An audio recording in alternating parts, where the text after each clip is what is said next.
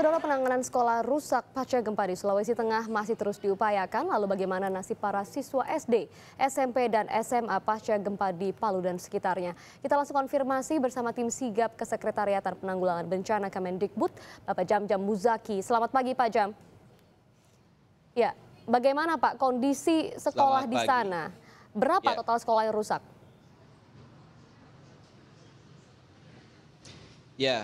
sampai saat ini pendataan masih terus kami lakukan. Terdapat sekitar 470 sekolah yang terdampak yang sudah teridentifikasi, berat, sedang, dan ringan, dari sekitar 2.731 satuan pendidikan di 4 kabupaten, di Kota Palu, Donggala, Sigi, dan Parigi Motong. Ya, jadi total ada 4 kabupaten yang mengalami kerusakan parah untuk sekolah mereka. Lalu apakah sudah terdata pula sekolah-sekolah yang berada di daerah yang hingga kini masih sulit dijangkau atau terisolasi? Ya, memang masih ada beberapa daerah yang masih terisolasi dan belum bisa kami jangkau pendataannya, tapi terus kami lakukan. Seperti di daerah Donggala, ada beberapa sekolah dasar di daerah Balai Sang Tanjung, kemudian di Tawaili, Sirenja, Lindu, belum bisa juga kami akses untuk pendataannya, tapi sedang kami lakukan. Dan proses belajar di 4 kabupaten tersebut sempat terhenti selama kurang lebih seminggu. Baru sekitar tanggal 8 Senin kemarin, beberapa sekolah sudah mulai membuka aktivitas, terutama di Kota Palu. Ada beberapa sekolah SMP yang sudah anak-anaknya kembali ke sekolah dan guru-gurunya juga. Sementara kami mencoba untuk mendorong proses pembelajaran di sekolah darurat yang ada di titik-titik pengungsian, dan sedang kami lakukan pemetaan sekolah darurat ke depan, kebutuhannya berapa. Ya, Pak Jam, yang kami dapatkan informasi tidak hanya kendala karena infrastruktur bangunan saja yang rusak, namun juga para pengajar karena banyaknya juga para guru yang menjadi korban. Bagaimana untuk mengatasi kekurangan tenaga pengajar ini, Pak? Ya, kami mencatat setidaknya ada 22 guru yang meninggal dan 25 lainnya masih dinyatakan hilang, guru-guru kami. Dan itu mungkin masih terus bertambah karena memang masih banyak yang guru berada di luar provinsi.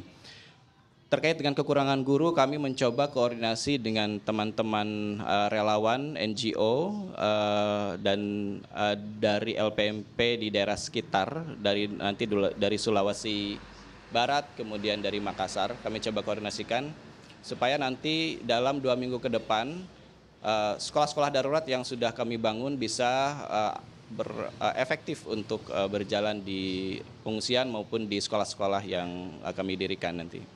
Ya, Pak Jam, sejak hari Senin 8 Oktober sekolah sudah mulai dioperasikan, sebagian sudah mulai dioperasikan. Lalu bagaimana antusias warga terutama para siswa untuk kembali ke sekolah? Karena ada juga tampaknya orang tua yang masih khawatir jika anaknya dapat kembali beraktivitas di dalam ruangan, mengingat masih ada gempa susulan. Pagi ini bahkan masih ada gempa susulan yang terjadi. Ya, memang kami mendapatkan instruksi juga dari gubernur dan kepala dinas sudah mengedarkan bahwa tanggal 8 aktivitas di sekolah harus sudah dimulai. Beberapa SMP 22, 13, SMP 1, SMP 8 itu sudah masuk di Kota Palu, namun mereka masih belajar di luar karena kami juga melihat keamanan siswa kalau misalkan di gedung karena gempa susulan masih terjadi. Jadi kami sedang mencoba memprioritaskan adanya tenda-tenda darurat supaya anak bisa belajar sementara di sekolah darurat.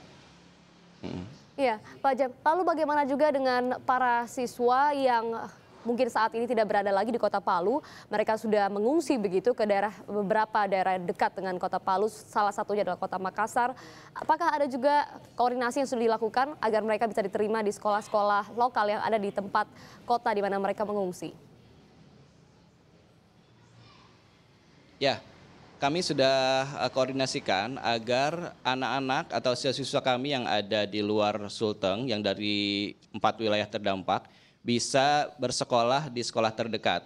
Jadi kami koordinasikan dengan Dinas Pendidikan supaya mereka dapat diterima di sana. Ya, lalu bagaimana Pak Jam yang untuk sudah menyatakan untuk secara clear. ya, silakan Pak. Ada Gorontalo, Makassar, Jawa Timur,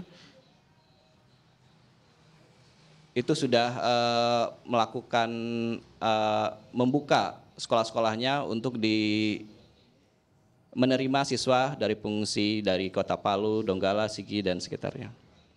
Iya Pak Jam, kami cukup senang mendengar informasi ini bahwa ternyata memang sudah ada koordinasi sehingga tidak harus begitu ada masa tunggu bagi para siswa ini ketika mereka berada di lokasi atau kota-kota tempat mereka mengungsi. Lalu bagaimana Pak, apakah ada upaya pula untuk memulihkan trauma dari para siswi ini karena siswa dan siswi, karena kami tahu juga upaya untuk trauma healing terus dilakukan, apakah termasuk juga dilakukan di sekolah-sekolah? Iya. Hal pertama yang kami lakukan memang memulihkan kondisi psikososial, salah satunya melalui kegiatan-kegiatan rekreatif, kegiatan bermain, mengembalikan keceriaan, mengembalikan kondisi psikososial anak. Kami kerjasama dengan beberapa NGO, kemudian dengan nanti universitas, mahasiswa-mahasiswa dari psikologi atau dari relawan, untuk bisa membantu proses pemulihan ini di sekolah-sekolah darurat maupun di sekolah-sekolah yang sudah efektif nantinya. Karena hal yang paling prioritas yang kami lakukan adalah pemulihan kondisi psikososial siswa. Ya, lalu Pak Jam, dalam upaya untuk bisa ada tenda darurat bagi para siswa belajar dan kemudian juga pencarian tenaga pengajar, apa yang masih menjadi fokus dan diharapkan bantuan agar Kemendikbud dapat melaksanakan semuanya ini dengan maksimal begitu? Apakah ada juga bantuan-bantuan dari negara-negara sahabat yang diterima Kemendikbud? Ya, sementara yang sudah konfirmasi baru ada dari UNICEF yang sedang kami jajaki untuk memberikan tenda darurat dan perlengkapan sekolah dan juga perlengkapan rekreasional untuk pemulihan kondisi psikososial siswa. Ada dua lembaga PBB, UNICEF dan UNDP, tapi masih dalam proses penjajakan untuk bantuan yang akan diberikan dalam bentuk apa. Ya, lalu Pak Jam, apa kemudian harapan tentunya dari seluruh tim di Kementerian Pendidikan dan Kebudayaan, terutama untuk pemulihan lagi sekolah yang ada di Palu, Sigi, Donggala, dan sekitarnya, dan kapan targetnya dari Kemendikbud agar semuanya dapat kembali normal?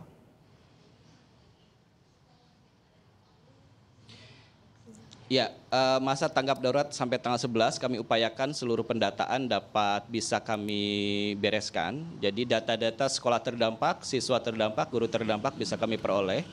Kemudian seminggu ke depan, 2 minggu ke depan kami mencoba mengoptimalkan untuk pendirian sekolah darurat di sekolah-sekolah yang rusak tersebut. Juga mengkampanyekan kepada seluruh warga masyarakat supaya untuk berpartisipasi di sekolah darurat tersebut. Sekolah darurat akan kami bangun di lokasi pengungsian, kemudian di sekolah-sekolah yang rusak. Tentunya di tempat-tempat yang aman dan kami prioritaskan keamanan siswa. Begitu prioritas kami, jadi pemulihan kondisi psikososial siswa melalui pendirian sekolah-sekolah darurat. Mudah-mudahan dalam 2 minggu sampai sebulan ke depan, seluruh sekolah ini bisa kami tangani untuk ada sekolah darurat. Baik, terima kasih sekali lagi sudah bergabung bersama Sapa Indonesia Pagi, Jam-Jam Muzaki, tim sigap Sekretariatan Penanggulangan Bencana Kemendikbud pagi hari ini dari lokasi bencana di Palu, Sulawesi Tengah. Terima kasih sudah bergabung bersama kami.